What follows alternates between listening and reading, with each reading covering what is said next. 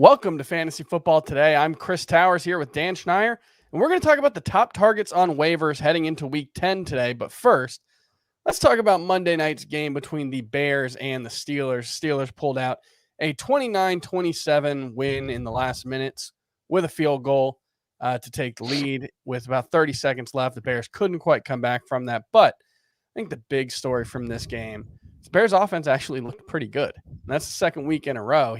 Justin Fields, 291 passing yards, 20 on 29 attempts, 20 plus fantasy points for the second straight game.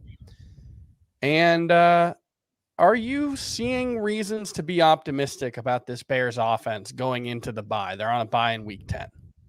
I am seeing reasons to be optimistic about this offense. First of all, I think the addition of David Montgomery is good for the offense overall. He's a really tough runner. Last year, he proved he creates yards after contact. He runs well, and he helps set up a lot of what they can do in the passing game as well, in my mind. So I like what I'm seeing from Fields. I hope Allen Robinson is healthy, and that final catch didn't kind of put him out for a little while. We'll see what happens there. But if all the weapons are there, I am feeling optimistic.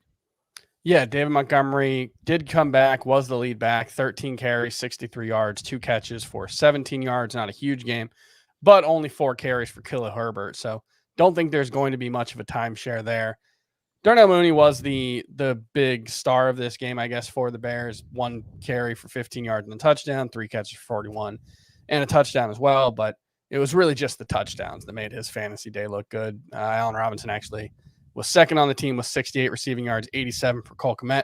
We'll move on to the Steelers, and I think the big thing for them right now is Pat Freiermuth a top 12 tight end for the rest of the season. He had 5 catches on 6 targets for 43 yards and 2 touchdowns. It's 3 games in a row with 12.8 fantasy points. I think so. I like what I've seen from him in general. I liked him as a prospect a lot. And we've seen Ben Roethlisberger make tight ends fantasy tight end 1. It doesn't take much to get a tight end 1 and in general, but we've seen Roth do it with lesser talents like Eric Ebron, at least in my mind, a lesser talent. So I think he's on that radar now, and I'm comfortable starting him weekly if you're, if you don't have one of the big guys. All right, let's move on to a bit more forward looking for the rest of the league. One big story that we learned about on Monday, Chase Edmonds likely out 4 to 6 weeks, likely going to IR with a high ankle sprain.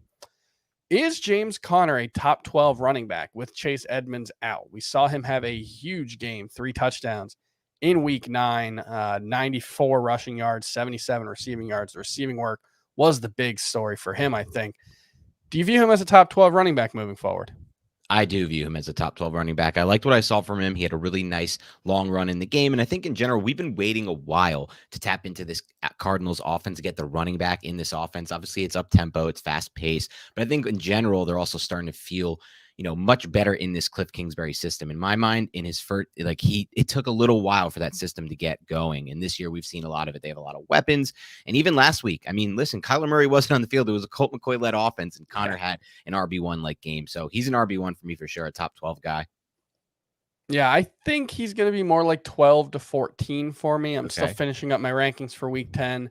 But yeah, I think he's certainly in the must-start conversation moving forward, as long as Chase Edmonds is out. And, I think, Benjamin will be worth at least a little bit of money on Fab this week, although I don't know, how much more value he's going to have than just 10 carries a week. But that gets us into interested to see if they change up. I didn't want to cut you off, but I want to be interested to see if they change up the route how they distribute the routes between them, because I think Connor had something like 4 times the routes run as Benjamin in this game. So I'm not sure if that's just because Benjamin's getting his feet wet. Yeah, he hasn't really had much playing time. But that moves us on to the Week 10 waiver wire. Let's look at the top 5 options for it, and we'll start off with some running backs. If you did lose Chase Edmonds, you might be looking for Devontae Freeman or Jordan Howard heading into Week 10. Those are Jamie Eisenberg's 2 top waiver wire options for this week. If you need a starting running back for Week 10, these are probably your best choices. They're not great choices, but which would you rather have, Devontae Freeman or Jordan Howard? I'm only laughing because I feel like it's been a running joke in the fantasy community that every single week is an awful week for the waiver wire. When are we going to finally have a good one? I don't know. This is not it. This is 3 weeks in a row with an Eagles running back at the top. Yeah, so every week it's a new Eagles running back. I'm going to take Devontae Freeman. I don't feel great about either, but I feel like from what I've seen, I'll take the running back in the better offense. And, it's long been a myth that Lamar Jackson steals red zone carries. He really doesn't. They don't really like to run him as much in the red zone. So I'll take Freeman here. If you need a longer term view, if you're looking for upside, would you rather have Ramondre Stevenson than either of them? I still wouldn't. I don't really trust the Bill Belichick back at any point, and I think you're losing passing volume to Bolden no matter what. That's fair. All right, the last two in Jamie Eisenberg's top 10 for the waiver wires, and if you want to watch, or if you want more on the waiver wire, listen to the full episode of Fantasy Football Today on Tuesday morning. Would you rather have among these wide receivers Brandon Ayuk or Michael Gallup? I will definitely take Ayuk out of that group for sure. I love what I've seen Ayuk over. You've been on the Ayuk train for a while, Chris. So kudos to you. And I love what I've seen over these last few weeks. Hopefully, I hope they stick with Garoppolo for Ayuk's case, not for our case, and not for the fun of football. But I think that's a big point in it. But I'll take Ayuk here. Yeah, I think there's a little bit of risk with Trey Lance potentially being named the starter in the future. But for now, yeah, I think Brandon Ayuk, he's just a better talent. And so I'll take that over Gallup. Being in a slightly better situation, but not necessarily a much better one. That'll do it for Fantasy Football Today. In 5, for more, like I said, listen to the full episode of Fantasy Football Today in your normal podcast feeds. For Dan Schneier, I'm Chris Towers. We'll see you tomorrow. Bye.